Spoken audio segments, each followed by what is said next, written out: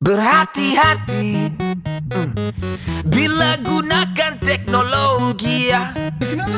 Jangan sampai tak ingat dunia. Silap langkah nanti viral di FYP.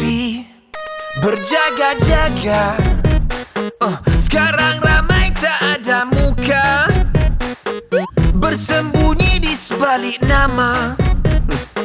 Cyberbully merata, sosmed shopping, mind controlling, tegur sikit dah melenting. Sama dengan MCMC telah berjaya untuk pastikan capaian internet yang lebih meluas, kelajuan internet yang lebih tinggi, harga internet yang lebih rendah. Tapi yang akan menjadi keutamaan kita terutama bermula tahun ini, bermula hari ini, ialah internet yang lebih selamat. Ada yang baik, ada yang kurang baik.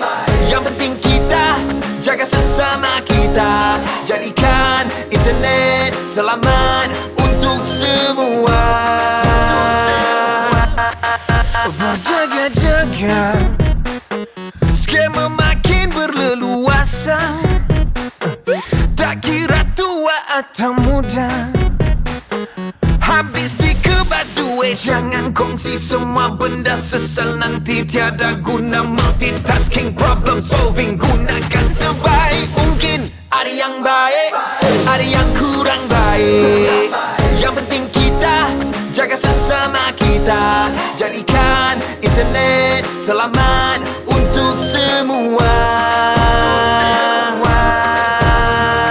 Event ni lah yang boleh bukakan mata ibu bapa kita, memberikan informasi yang cukup banyak. To learn about online safety more often. Bagus untuk meningkatkan awareness.